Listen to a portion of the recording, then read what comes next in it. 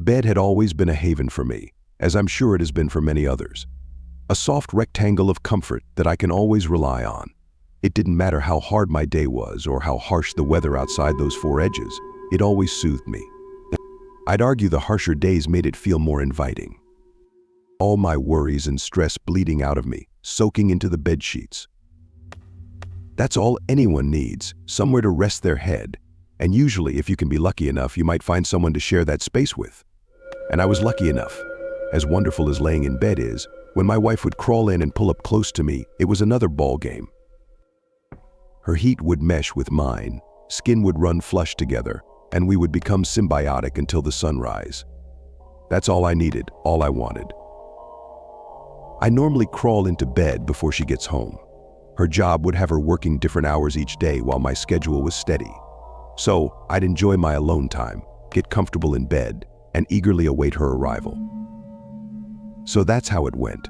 It was a frosty night, but not cold enough to run the heater, so I just had the blankets pulled up to my chest. Work was rough, so sleep started working its magic on me quickly, and I could feel my body becoming heavier in bed.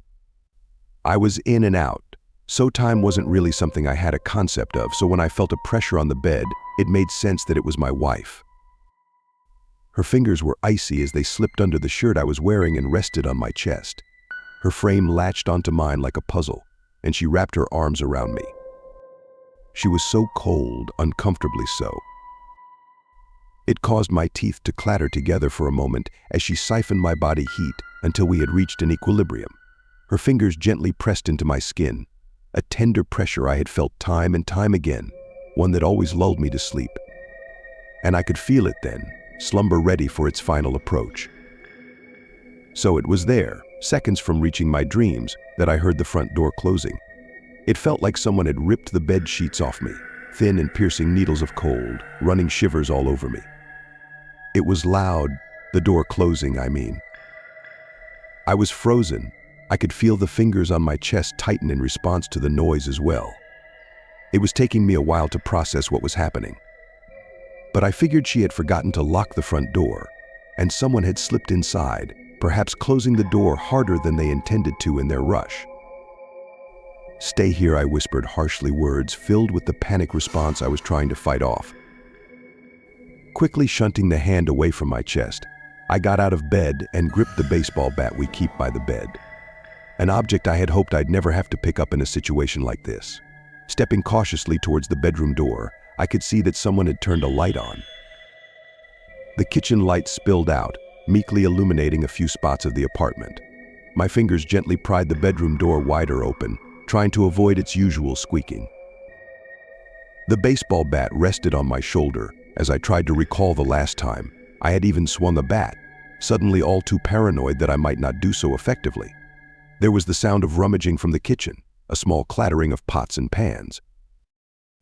With a few quick breaths to hype myself up, I quickly rounded the corner and prepared to swing my bat. Stepping out, basking in the kitchen's light, I heard a high-pitched scream wail out, filling the house with the cry. I sank. Every bit of me felt like I was falling through the floor. My heart was at my feet, and my head had sunk so low that my thoughts couldn't keep up. She was frightened too. I must have looked insane. She was speaking. I could hazard a guess at what she was saying. An apology for making too much noise on her way in, likely. I couldn't hear any of it, though. My head was static. I could hardly even recognize her as my wife. No, she was a concept, an idea. She stood in all her glory as a stark realization. My wife's eyes became delicate with concern. As she reached out to me, I backed away, not in fear of her, but the dawning of it all put me on guard. I could still feel the fingers I felt in bed pressing on my chest as I turned around, fingers gripping the bat tighter than ever. I was quick. Quicker than I thought. I could move in a situation like that. We should have left. We should have called the police. However, many should-haves in life remain unclaimed forever. I left all my should-haves behind. Each rational thought vanishing with every step I took that brought me closer to the sanctity of my bed once represented. It was still wide open from when I had left it before. I said nothing to my wife. The words in my throat were ice cubes refusing to budge. Didn't even know if she was following me.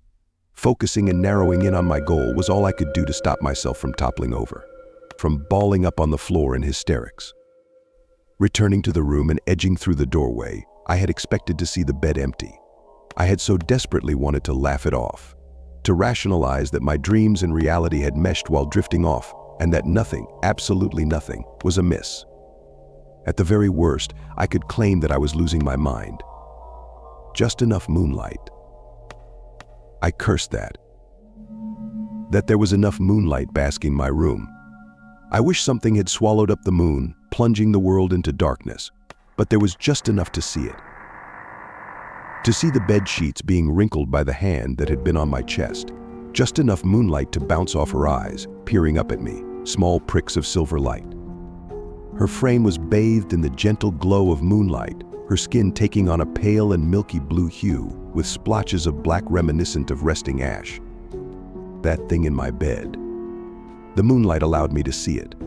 I watched as it dragged its ragged fingers back and forth on the sheets, like it was beckoning me to crawl back into bed. Its other hand held her ghoulish head up. It was, I don't know, posing or something, like it was trying to be seductive. She was a monster, and worse, a monster that had invaded that one place I could rely on. Fear consumed me. I wasn't me. It wasn't my thoughts rummaging around in my head, it was the thoughts of a man who just wanted to live.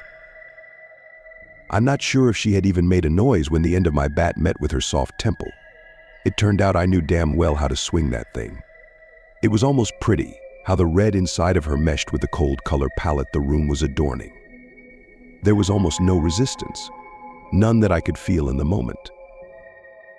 My fingernails carved into my palm as I brought the bat down over and over, watching her face warp and twist with each hit, the blue hues being overtaken by smatterings of crimson.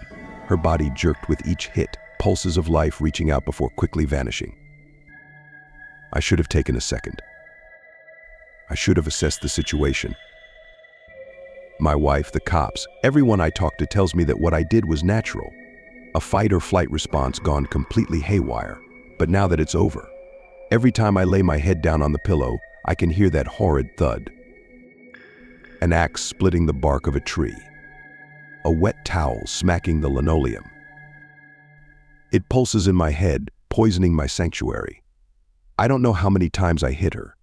There was nothing resembling a face by the time I was done. It wasn't the first time she had broken into someone's house, but it'd certainly be the last. The red paste and blue skin waltzed so lovingly with the red and blue lights of the officers that arrived on the scene. My wife must have called. The elderly woman had escaped the nursing home her kids left her in a few nights before, and had been on the street since. The frost of a winter night stealing the plush from her skin. Her already frail frame was further weakened by the lack of food. Dementia had riddled her mind. She didn't know where she was half the time. Bed, those four sides. It's supposed to be a sanctuary. Somewhere you can go to escape all the monsters waiting to gobble you up outside. Not for me though, not anymore. Every night, when I peer into the darkness long enough, I could still see the silver beads peering back at me. Two small orbs of pinprick light, reminding me, no matter what I do, where I go, what bed I call mine. I now sleep with a monster.